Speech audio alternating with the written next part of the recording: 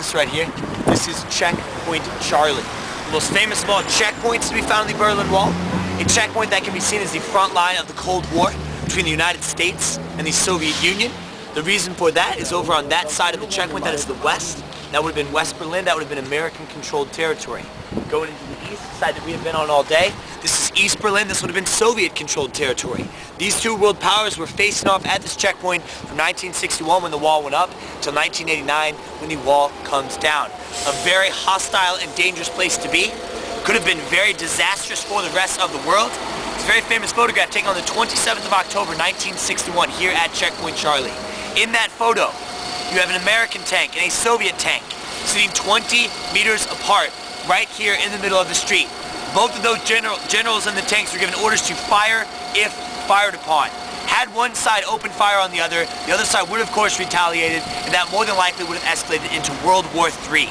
Would have started in the same city that saw World War II come to an end. We now have World War III between the United States and the Soviet Union. Now back in the 1960s, we were starting to use atomic weapons. Cold War is all about a nuclear arms race between the United States and the Soviet Union. In the 1960s, or excuse me, around, not in 1960s, but any time, they figured that it would take around 90 atomic weapons to blow up the entire planet. Just 90. In the 1960s, 1970s, Soviet Union and the United States combined had over 20,000 nuclear weapons at their disposal. Had those tanks opened fire, World War III began, that more than likely would have escalated into the first full-out nuclear war that the world has ever seen. And it all would have started right here where we are now standing.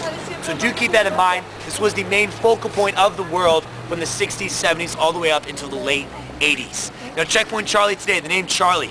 Some of you may be wondering, who is Charlie? Am I Charlie? No, I'm George. It says right here. Is that dude Charlie? No, I ain't Charlie either. Who's Charlie? Now, Charlie is not any dude. Charlie is a letter in the military alphabet.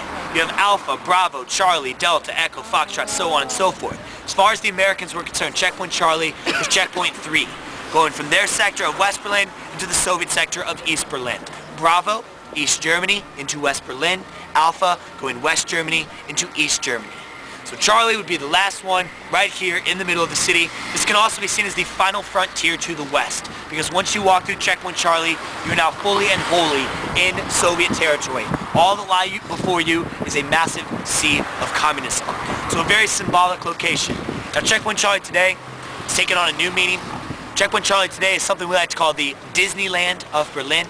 Now the reason I say this is that sign, that booth, those soldiers, all the stuff that you see, yeah, none of it is original. It's all been redone, rebuilt, recreated, just like Disneyland. In fact, Berlin has done such a great job, they even opened a restaurant conveniently called Snack Point Charlie. How clever is that? So welcome to our magical kingdom. There are a few things of originality still worth pointing out. One, that photograph in the middle, that is a symbolic piece of art that was added in the mid-1990s. What makes it original is the actual soldier. That is Sergeant Harper. Sergeant Harper was a real American soldier stationed here during the time of the Berlin Wall. Now and forever, Sergeant Harper is looking that way into the east, saying, hey, Soviets, we are watching you. Can anyone guess what's on the other side, looking into the west? A Soviet soldier.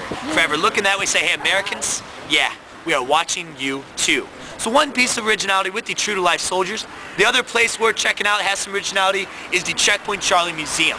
Checkpoint Charlie Museum is a fascinating museum. Has all sorts of escape stories. People that were brave enough, courageous enough, and ingenious enough to escape over the wall. Whether they went over, under, around, through, swam, any way that they could to gain their freedom, their stories today are being preserved inside of the Checkpoint Charlie Museum. If you are going to visit that museum, keep in mind it is one of the most expensive museums that Berlin has. It's about €12.50 to go and visit Checkpoint Charlie Museum. I think of a lot better things to do with €12.50. On top of that, we are on a free tour. Therefore, I'm going to share an escape story with you for free that's conveniently borrowed from the Checkpoint Charlie Museum. So, now, the story is a good one. This involves a West Berliner. As a West Berliner, this guy has the right to go to East Berlin anytime he sees fit.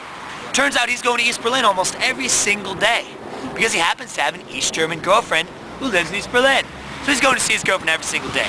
Till one day he decides, you know what, this sucks. I hate East Berlin. It's ugly. They ask me a bunch of questions. They make me exchange my money. I don't want to do this any longer. In fact, I would love to wake up next to my girlfriend in West Berlin, in the free side of the city, in the free side of the world. Now, after going through the checkpoints enough, this guy has become very observant. He has noticed that the checkpoints at this time in history, they were just a little bar doing this when a car drove through. He has also noticed that bar is about this tall, and the hood of his car is about here. He thinks it over a little bit, realized that if he lowers his car, he could drive right under that little checkpoint bar. This guy doesn't just lower his car, oh no. He goes all out. He goes down to Austria, buys a brand new car, a nice two-seater sports car called an M6 Midget. Buys it up, brings it back to Berlin, takes it to the shop, gets it lowered as low as it can go, sitting right there on the ground. He then goes on to practice driving around West Berlin without looking, like going through stoplights, like, yeah, man, I'm pretty good at this. Decides he's good enough, drives over to the east, goes to his girlfriend's house, walks in and says, hey, honey, you like freedom? And she's like, duh. Of course I do. What does that have to do with anything? What, is this some kind of sick joke? What are you playing at? He's like, well, baby, you like freedom so much. Why don't you hop in the passenger seat of this car? Because we about to get some freedom in West Berlin. Tells her the whole story. At the end, she says, that's fantastic. I love you. This is why I love you, because, honey, you're just so damn smart. That's brilliant. But, honey, there is one itty-bitty minor problem standing in the way. Says, taken aback, problem? What's the problem? She says, I'm not leaving without my mother. He says, honey, what the are you serious? This is a two-seater sports car. We drive up to the checkpoint with your mama sitting on your lap like, that's suspicious. That's not happening. She ain't going. Girl says, fine, I'm not going with you. He says, all right, whoa. There is one other place we can put your mother in this very small two-seater sports car. That, of course, would be the trunk or boot of that car. They toss mama in the trunk. Girlfriend gets in the passenger seat next to him. They drive up to the checkpoint. They're waiting. Border guard's coming out, check papers. Guy leans over and says, hey, baby, duck down. As soon as she ducks down, he drops down to seat, grabs all that steering wheel, gasses that car as hard as he can. He drives as fast as he can towards that checkpoint, goes right under that checkpoint bar, into the west, into freedom, girlfriend next to him, mama into trunk. Now, what's sweet is this didn't happen just once. This happened twice. Second time around, East Germans got together and said, guys, seriously, something more effective than a bar doing this. Clearly that's not working out for us. From that point on, you had to zigzag through concrete blocks in order to access each and every checkpoint. What makes it even better, guys, is there are rumors of a third occurrence of someone driving through a checkpoint, and I've been informed that it was that first man driving mama back to East Berlin, dropping her off, and then going back to the west because she was driving him absolutely mental. Now, if he actually pulled that off, I don't know how the hell he explained that to his girlfriend. Yeah, she went in for milk and just never came back. I don't know. Great story. Like I said, my favorite ones are contained inside that museum, so if you want to go see it, by all means. What we got to do now is we're officially going to go on break. We're going to walk down this way to a place called Aroma Museum Island. We'll find out what possibly could have brought a 28-year-old Berlin Wall crashing to the ground in one single night.